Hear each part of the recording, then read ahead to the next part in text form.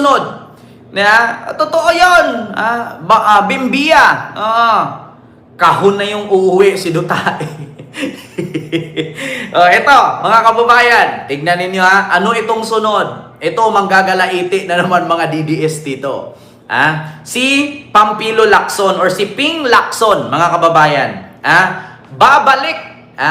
babalik bilang Blue Ribbon Committee Chairperson. Kita ninyo? Wala talagang gusto kay Marcoleta. Nag-resign si Lacson, di ba? Bilang BRC o Blue Ribbon Committee Chair. Pero hindi nilagay si Marcoleta. Kita ninyo? Walang gusto kay Marcoleta. Babalik si Ping Lacson. Babalik si Ping Lacson, may pasabog. Ipapatawag daw niya si Orly Gutesa na bitbit ni Marcoleta. Ang tanong, meron daw siyang tao na papa-attend din sa hearing sa Senado, hindi niya pinapangalanan. Ngayon mga kababayan, nagtatanong lang po, magtatanong lang, si Martin Romualdez ba ang ihaharap ni Ping Lacson kay Orly Gutesa? Dito tayo magkaalaman ngayon, mga kababayan. Dito tayo magkaalaman ngayon. Ano kaya ang sasabihin ni Orly Gutesa at ni Marcoleta na kaharap ni Orly Gutesa si Martin Romualdez? Eto na, si Risa Por, sino po sa inyo dyan? Ma'am Jana Calonia at saka Sir Tommy. Ayan. Ano kaya ang mangyayari kung kaharap na ni Orly Gutesa si Martin Romualdez? Ito mga kababayan. Ito. Ayan Lacson, balik Blue Ribbon. Naku po, mga kababayan. Si Romualdez kaya Nababalik si Senator Ping Lacson bilang chairman ng Blue Ribbon Committee. Patay. Sa eksklusibo kong panayam sa One Balita Pilipinas, sinabi ni Senate President Tito Soto na 100% daw babalik bilang chairman ng Blue Ribbon si Lacson. Patay. Nakarating daw kay Lacson ang kagustuhan ng mga senador maging ng publiko na pamunuan niya ulit ang komite. Posibleng yan daw ang dahilan kung bakit kinonsidera ni Lacson na bumalik. Magkakaroon daw ng pulong ang mga senador tungkol dito. Matatandaang nagbitiw si Lacson sa Blue Ribbon Committee dahil may ilang senador daw na hindi nagustuhan ng direksyon ng investigasyon sa flood control scandal.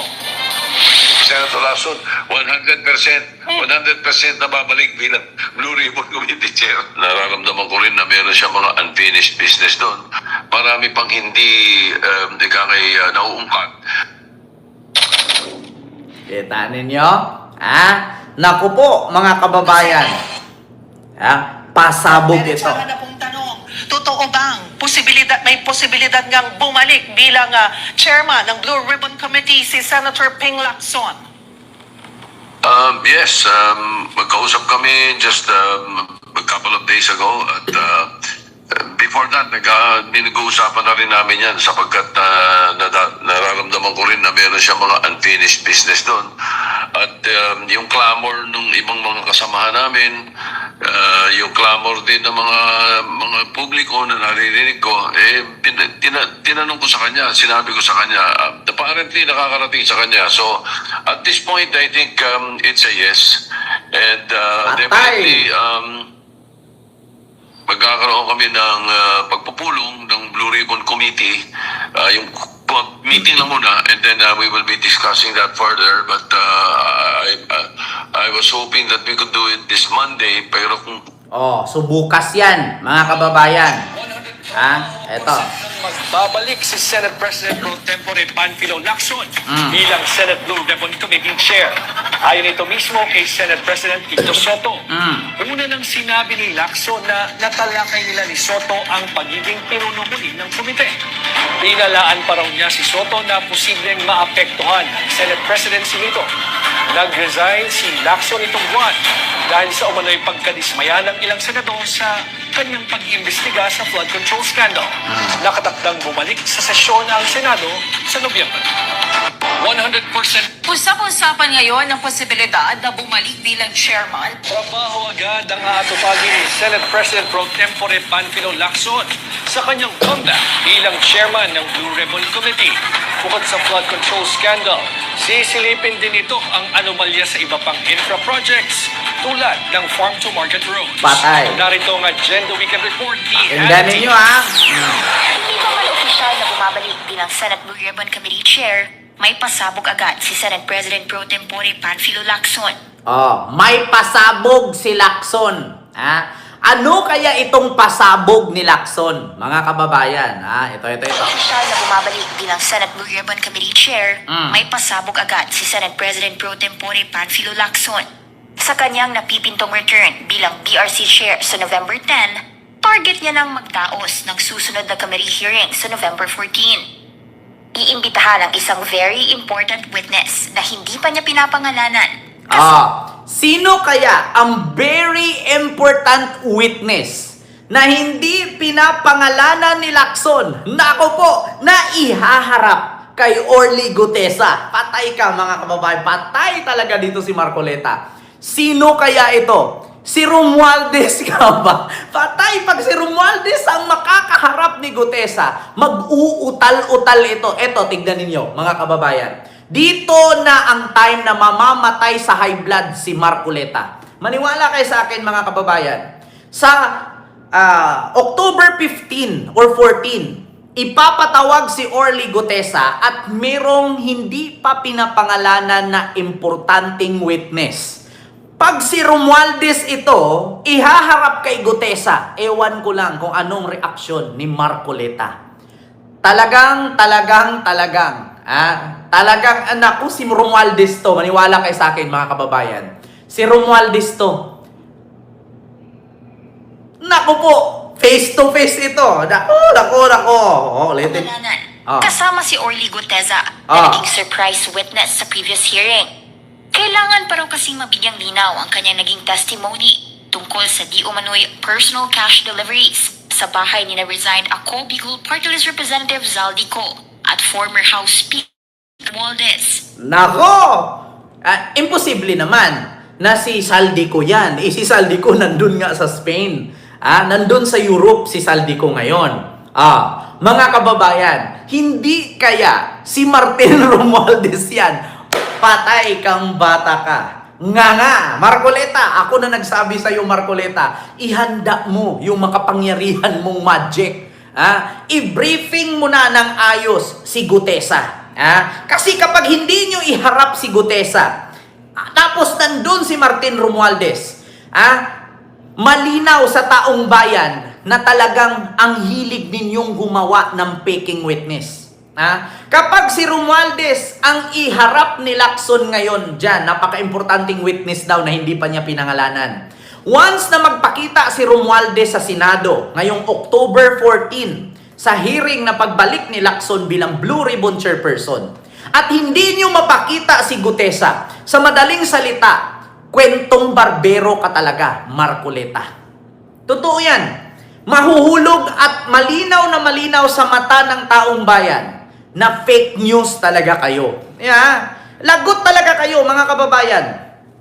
Kung hindi ni Marcoleta iharap si Orly Gutesa at lumabas si Romualdez, naku, ay Diyos ko talaga, mga kababayan, eto na ang magiging huling karir ni Marcoleta sa industriya ng politika. Ito na nga, yan ang pinakaayaw ng mga DDS. November 14 November 14, sorry, hindi October. Tandaan ninyo, mga kababayan, si Romualdez kaya ito. Importanteng witness daw eh. Kalitin ko Ito. Chair, may pasabog agad si Senate President Pro Tempore Panfilo Lacson. Sa kanyang napipintong return bilang BRC Chair sa November 10, target niya nang magdaos ng susunod na committee hearing sa November 14. Iimbitahan ang isang very important witness na hindi pa niya pinapangalanan, kasama si Orly Gutesa na naging surprise witness sa previous hearing. Kailangan pa raw kasing mabigyang linaw ang kanyang naging testimony tungkol sa di umano'y personal cash deliveries sa bahay ni na-resigned ako Bicol Party List Representative Zaldico at former House Speaker Martin Romualdez. Patay. Ang pera ay may kaugnayan sa di umano'y kickbacks nila sa flood control projects. Sa huling statement ni Lacson nung siya pa ang BRC chair, iimbitahan daw niya sina Ko at Romualdez sa next hearing. Ayan, nakita ninyo? Iimbitahan niya si Ko at si Romualdez. So, ibig sabihin, malakas ang loob ni Lacson na bumalik. Ibig sabihin, nakausap na niya si Romualdez. Totoo yan, mga kababayan. Ako na mismo, ito, sinabi ko sa inyo, hindi ako 100% sure na si Romualdez yan. Pero, alam nyo, sa totoo lang, dito masusunog. Dito masusunog ang mga DDS. Hindi natin alam kung anong gagawin nilang pag-brainwash kay Gutesa at anong gagawin nilang turo kay Gutesa. Dito sila masasabit. Kasi, doon pa nga lang sa script nagkamali na Doon, baka nandun si Marcoleta nito. Tapos nandun si Gutesa, nandun si Romualdez. Gutesa, yung article, yung number 20 na script, hindi mo nabasa. Naka, halata na naman, coaching na naman. Pagtatawanan ka na naman ng tao nito. Pagtatawanan ka na naman ng tao nito, Marcoleta. Niwala ka sa akin. Hala, Diyos ko po. Hala ka. Alam mo, Humberto Navarro, ang layo na ng topic ko. Nandito na ako kay Marcoleta, kay Lacson at kay Gutesa. Andyan ka pa rin sa anak ni Kuya Kim. Putragis na yan. Dapat kanina ka lumabas. Oo, dapat sa'yo sinisipa ka. Oo, sagabal ka. Di ba? Yun po yun mga kababayan. Ito lang ang aking masasabi. Good luck na lang. Kung si Romualdez man ito na ihaharap ni Ping Lacson kay Gutesa, ano kaya ang gagawing practice ni Gutesa nito? Sa bagay, November 14 pa naman, medyo matagal-tagal pa. Ngayon, umpisahan nyo na i-brainwash. Umpisahan nyo i-train nyo na hindi magkamali. Kasi pag nagkamali yan doon at makikita ng taong bayan na i-coach mo na naman, Marcoleta, pagtatawanan ka namin. Ang tanong, haharap ba?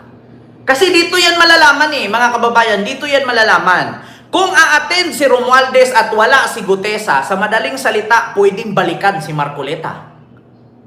Sabi pa naman ni Romualdez, babalikan ko kayo. Hahanap ako ng ebidensya, lalabanan ko kayo sa kasuhan. Naku po, sabi pa naman ni Romualdez, hindi ko palalagpasin yan, babalikan ko kayo. Naku po, Orly Gutesa, naku, patay ka talaga Marcoleta, sabi ko sa iyo. Hanggat hindi mo ipaharap si Gutesa dyan at a-attend si Romualdez sa Congress, dala ni Lacson, tapos wala kang may pakita at sabihin mong ayaw na humarap, nagtago na, ibig sabihin sinisiraan ninyo si Romualdez. Hindi ko kinakampihan si Romualdez pero rights ni Romualdez yan. Di ba?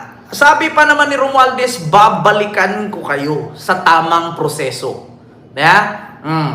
Kasi di ba, according sa ating articles sa 1987 Constitution, Article 3, Bill of Rights, Paragraph 1, kailangan kapag ang isang tao ay hahatulan mo, idaan sa due process.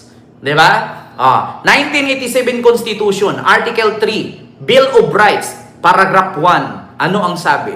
Hindi ako abogado pero bawat isang tao, kapag ka may ganito, may ganyan, ay idadaan sa tamang proseso according sa law na tinatawag nilang due process.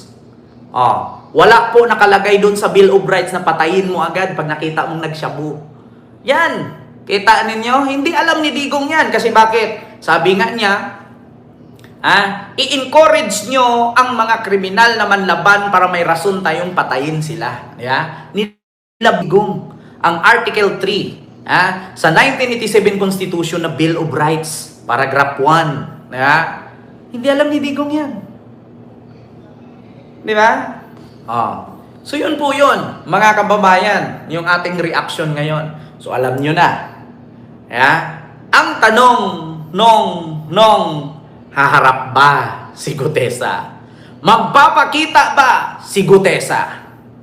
So once na hindi haharap si Gutesa at lalabas si Romualdez, ibig sabihin, gawa-gawa lang ang paninira nila kay Romualdez. Sana iharap ninyo si Gutesa para hindi kayo makantsawan ng kakamping at loyalist Marcoleta at mga Duterte Black. So yun lang mga kababayan, yung ating reaction ngayong gabing ito. Mamaya may live po tayo ulit, siguro mga 8 o 8:30, ganyan, or 9. So, yun lang mga kababayan. Script na naman yan, Sir Ken, tapos i-coaching ulit ni Marcoleta. Naku, Ma'am Glay, ang tanong Ma'am Glay, kung haharap nga. 'Di ba? Manda ka dyan, Marcoleta, kaabang-abang yan, November 14, abangan natin yan. So, yun lang mga kababayan. Maraming salamat po sa inyong lahat.